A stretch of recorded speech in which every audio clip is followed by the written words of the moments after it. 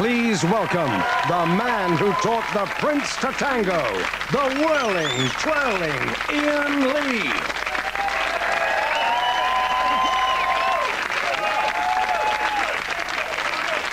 Yep, it's all in the hips. Welcome to the 11 o'clock show on Thursday, March the 11th. Taking to the floor with me tonight and making me look like a right proper Charlie, representing home county South, it's our very own Ginger Rogers, Daisy Donovan. And partnering her is the 11 o'clock show's answer to Fred Astaire, Mackenzie Crook. Swat. But now it's time to sweep you off your feet while Buenos Aires burns as Tommy Vance body pops into a headlining frenzy with today's big stories in his news slam. Thursday, March the 11th, and the government announces the biggest shake-up of the Common Agricultural Policy since the introduction of the fly-mow. Farmers are so furious, they're moving bits of shed and blowing blue and orange whistles. Why? Because they're terrified that in 6 years' time, a loaf of bread might be 3 pence cheaper. My God! If I was a farmer, I'd be moving a shed too. From farmers' riches to football pitches. And going, go! Wembley is sold to the FA. They're planning to turn it into a football pitch. Oh, what is it at the moment? Chopped liver? Old teammates Charlton and Hurst seem pleased. I'm not surprised. They've seen each other's cocks. From Dick and Bobby to Big Ears and Noddy, and talk radio rocks to the sounds of MC Blair and Snoop Doggy Brown. They're telling what it's like to be next door neighbours. Gordon says Blair plays rock and roll into the night. What's that covering up, eh? Tony's grunts, Sherry's groans, Ewan's young tears. Who knows? Gordon can only stand with his glass to the wall and listen. From 2 old bores to girls on doors, and women get the nod to be bouncers. About time! I think women should be able to do everything that men can, except vote!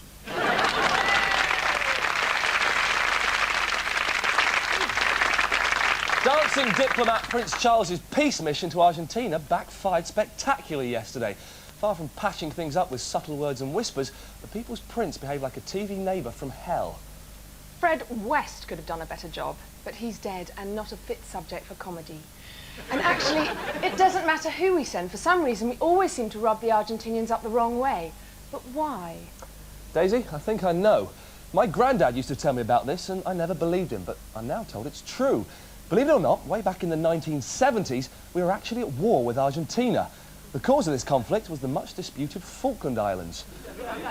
But why do the Argies covet them so? Well, Iain, I think I can clear that up. It's because they're one of the world's last great unspoilt island paradises. Man can live like a king in these tropical South Atlantic islands. Beer is just 7p a can, and that's not just any old shit, that's for Skull. And native beauties welcome the weary traveller with garlands before tending to their every need. Holidaymakers frolic the night away at Port Stanley's top wine bar and brasserie, the exclusive Stanley's, while days are spent swimming in the warm waters of South Georgia's dazzling coral reefs. Hunting big game on the goose green.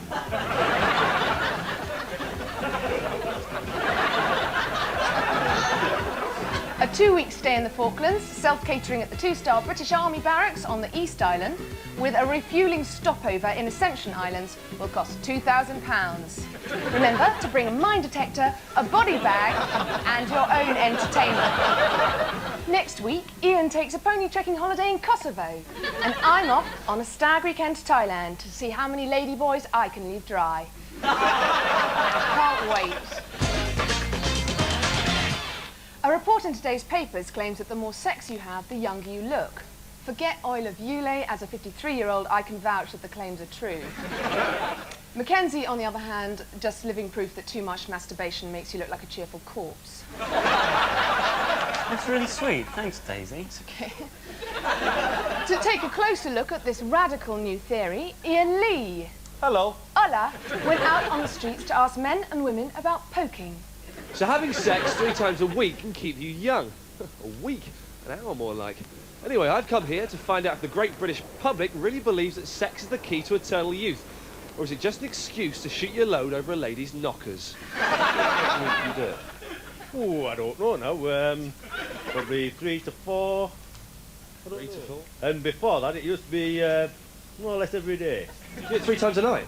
Oh, well, I had sex last night. It was probably about 6 hours last night. I don't know.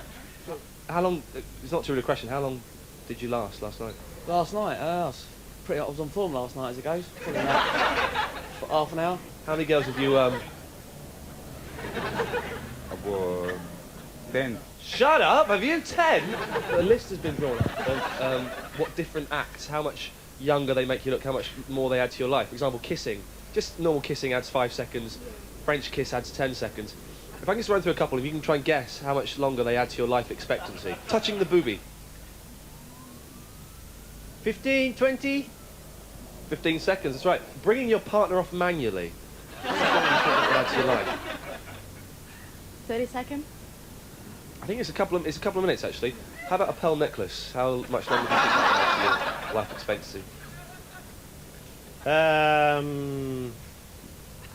Nothing for me. If it was scientifically proven that tossing off Bill Maynard actually extended your life by 10 minutes for each round, would you toss him off? I would never toss him off, no. If you knew that by tossing off Bill Maynard you could live for an extra year, would you do it? No. An extra year, think about it. An extra year, all you got to do is get Bill Maynard's winky, crack one off. No. You wouldn't jostle him for a year of life. No. You wouldn't help him shiver a beauty just so you could live for 1 more year. No. And if it was scientifically proven that by you being chained to a bed covered in baby oil and having Rod Hull bring you off using Emu's mouth, that gave you an extra 5 years of life, would you do it? No way, mate.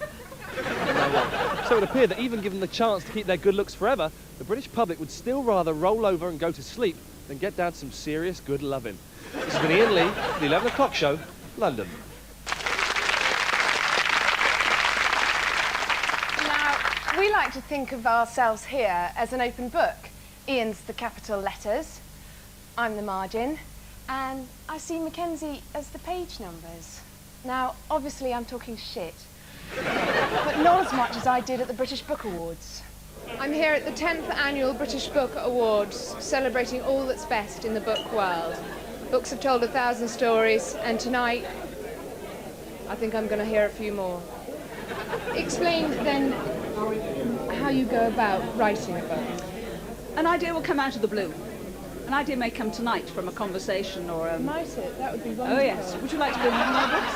I'd love to star in one of Edwina Curry's books. What stories do you tell? Are they stories of laughter, of joy, hope, pain, disaster? When you write a book, it really is such a private contract between the writer and the imagination of the reader. Are you writing through the pain? Writing through the pain? No. I enjoy my work, fortunately. Yeah. You don't find it... Trying to get it right is quite frightening. Is it? So if you hug the monkey, you slay the fear, almost. You just have to get on with it. You climb the ladder. Which one? The ladder of hope. I suppose you do. If love is the answer, what is the question? Where would you like to go from here? Would you like to... Back to the bar, I think. To the bar? Do you drink a lot? No, that was just a whimsical comment. Oh, was it? Yeah. Oh. Now, because I'm sort of a religious person, I believe Is it in like God. being raped by an angel? I do believe in angels. Did you bang the drum? Yes, and it came out. Did you bite the apple and taste the worm? In a way, I suppose I did, yes. Smash the monkey, grab it. Yeah, get on with it. And how have you stoked the flames of destiny? Stoked the flames of destiny. I don't know that I've done that. I would like somehow to get on television with you and connect 4 billion people, look into the camera and concentrate on the nuclear missiles that are in silos, in submarines and moving trucks and neutralize it.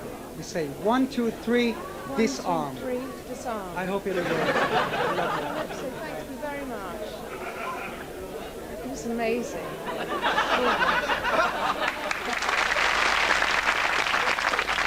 Uri Geller there, and what a bender. Of spoons. He turns my stomach. And let's see if Ron Davis does the same to Simon Michael Simon. See you after the break. Simon Michael Simon's here. Mr. Norman sent me here to get the autograph of ex-disgraced Welsh Secretary for Wales, Ronald Davis. I've got my book. I'm a little bit nervous and tense, and hopefully I won't be sick. So, wish me luck.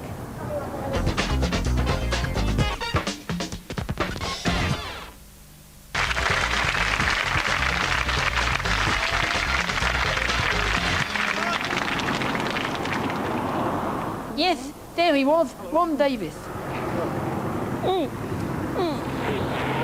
No, I've been sick. I'm sorry. No, sorry, Mr. Davis, I was sick. I'm sorry. Yeah, I can see that. I'm sorry about that. I'm sorry. Can I have my book back? I'm sorry I was sick. I probably need some form of tissue. That didn't go very well. Welcome back to the 11 o'clock show. Just time now to make a formal apology about some of the comments made in our interview with media tycoon and rock legend Sir Bob Geldof in yesterday's show. We now realise that we may have caused offence to Lord Bob when we asked him how he killed Michael Hutchence.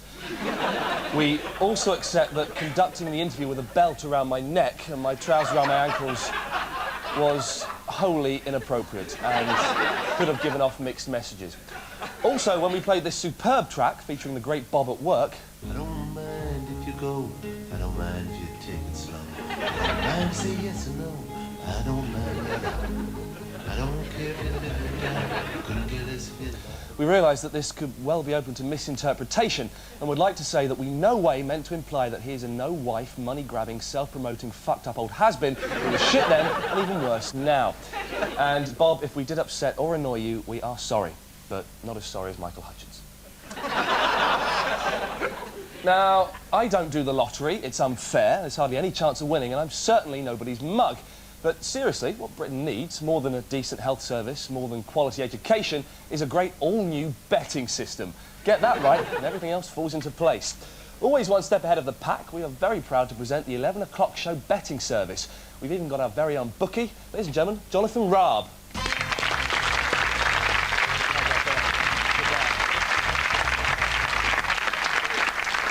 Now, Jonathan, you are a genuine bookie, aren't you? Yes, I work for the internet bookmaker Bet Online. Fantastic. And you're prepared to accept our bets and our money? Yes, we are. And you'll give us back our winnings, of course, aren't you? Well, if you win. Yeah, you better give them back. Now, we've got some bets here. We had a lot of fun drawing these up in the office, all afternoon doing it. Great laughs. Before I go through them, I've got to ask, are there any bets that you don't accept? Well, we won't give you odds on anything offensive, such as death. Death. Shit. Hang on a second. Queen Mother, Marty Pellow, James Major, Ernie Wise. OK. We've got one left, that's not a problem. OK. What are the odds of Franklin Mint producing a series of commemorative plates featuring those topless photos of Sophie Rhys-Jones? Unlikely, but feasible. Say 100 to 1. Really? I see. Very good. Dan, come here. Stop loitering in the back drinking water. This is Dan. You probably met him on Tuesday's show. He's our very own New Deal boy. And what's more, he's just been paid. Dan, give us your wages. Don't worry, safe as ours. I'll look after it. Now, if you could take that. Cheers. Thanks very much. Daisy, Mackenzie, I've got a bookie over here. Got any bets you fancy taking? Well, I put 50 quid on Nicky Campbell becoming the first mayor of London. I put a fiver on the Millennium Bug sparking off World War III. Nicky Campbell as mayor of London, 50 to 1. Millennium Bug to cause World War III, it's a long shot, 5,000 to 1. Fantastic. I've got to say, I thought you were going to do the hand movements when we booked you. Not a problem. Thanks a lot, Jonathan. He's our genuine bookie, apparently. We'll be making new bets each week, and if you want us to gamble away our New Deal boys' wages on a long shot for you, then please write to us at the usual address. It's there. And we'll be back to collect your winnings at the same time next week. Ladies and gentlemen, Jonathan Raab.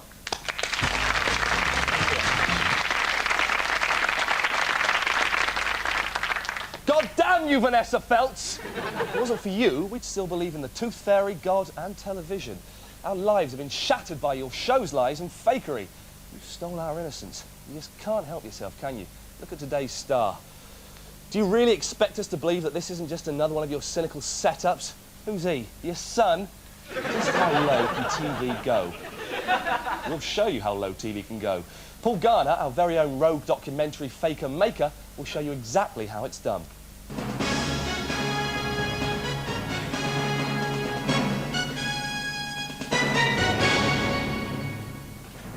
With scientific studies failing to confirm or reject any possibility of life on other planets, I've been speaking to people here in London about their own close encounters with the unexplained. I've got to get this report in a couple of hours. You know, I can't really be bothered to go and find the real people involved with it. Mm-hmm. You'd be really helping us out if you pretend to be a prostitute for us. Yeah, that's all right. Because if my bosses find out that I faked it, then I'm going to be in a lot of trouble. You know, they said go out and get a government minister, and I just, you know, I can't be bothered to chase after them because they're, you know, it takes forever to find the right people. So basically, if you could make out you were a government minister, yeah, we'll disguise you. So is that all right? As long as I'm not doing anything illegally. No, it's yeah, immoral maybe, but not illegal. That's fine.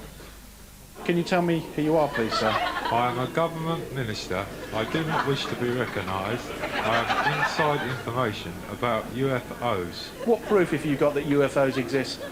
I received a drunken telephone call from Tony Blair one night. I'll press this tape recorder and you can hear it yourself. Please do. Hi John, sorry it's late. Just thought I'd give you a call and let you know that UFOs really do exist. That's quite alarming, isn't it? Certainly is. Do you mind, Putting the wig do you on? hold that, I'll put it on for you. No laughter. Well, not like this. That's all right. Madam, can you tell me what you do for a living, please? Yes, I'm a prostitute, a call girl. Where do you work? At the back of King's Cross. And what did you see one night? I saw a UFO. And if you can read the list there that Damon's got, okay? Oh no, come on. Well, no, but we have to, because then people will say that won't believe that you are the prostitute. All right then. I gather you'd had a particularly busy night that night. Very busy. What had you done? 2 hand shandies, 4 dick terpins, 7 rings for me, and Must have been exhausted. well, I'm always busy. So you don't mind making out that you're somebody who's seen an alien craft? No. Is that all right? Making out I've seen one. Yeah, and I'll tell you exactly what to say. Oh, right, okay. Is that okay? Yeah. Now, can you tell me what job... Well, actually, I'm a bishop in London. Keep a straight face. Okay. Right. Now, Bishop, can you tell us what this UFO looked like? Well, actually, it looked like this. Now, that's what you'd call cigar-shaped, isn't it? I would think so, yes. On the strength of these people's compelling evidence, there is now, at least in this reporter's mind, very little doubt that there is something out there. This is Paul Garner in central London.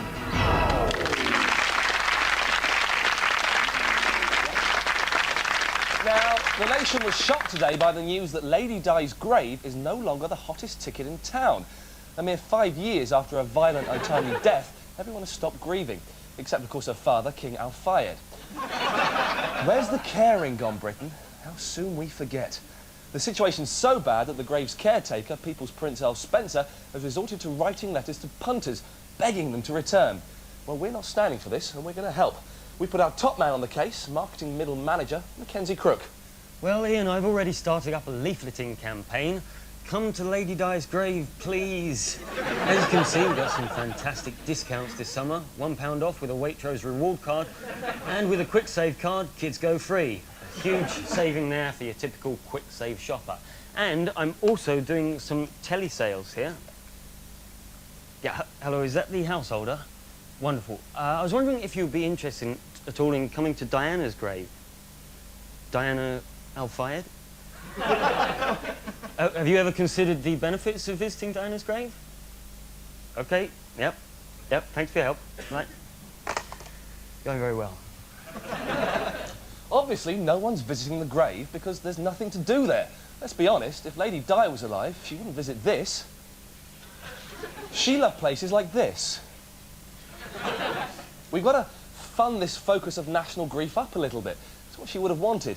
And who better to do that than our resident theme park expert, Mackenzie Crook? Thank you, Iain. Now, I think we should go fun crazy with this place, and what better amusement is there than the Hall of Mirrors? Makes me look really skinny. I I'm getting slimmer and slimmer, and I've reached my ideal weight. Look gorgeous, but feel a little bit sick. And what about this? Henry Paul's Paris Rally, and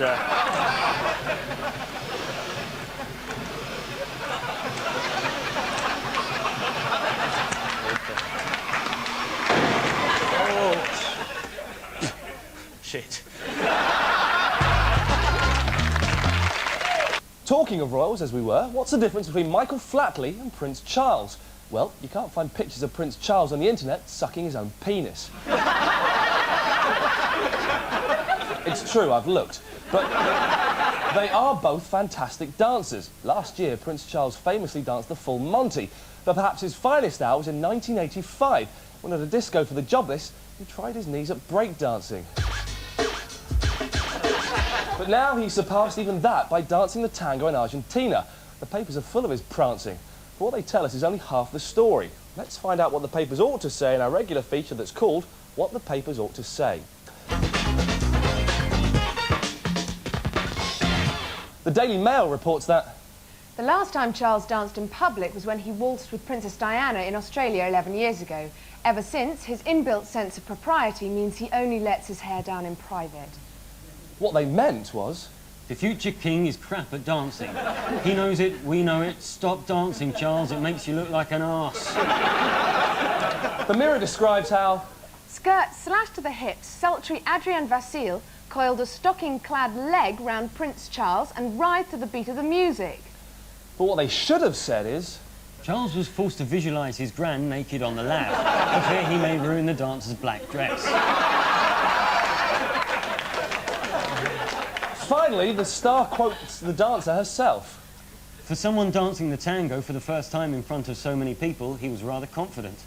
Which, in fact, meant... Christ, I think I'm pregnant. Well, that's the end of the first week of the 11 o'clock show. And what a week it's been. Gordon's giveaway budget proved he's probably not a gay. And who would have thought a week ago that being told you dance like Prince will be considered an insult? Lots of other things happened that we never had time to cover. They've been fighting again in Kosovo. And apparently there's been a famine somewhere. Where was it? I don't know. Somalia, somewhere like that. Yeah, wherever. But for crying out loud, we can't cover everything.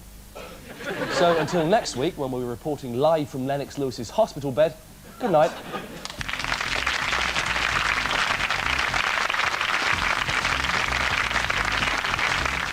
And that's Tuesday to Thursday, only on 4.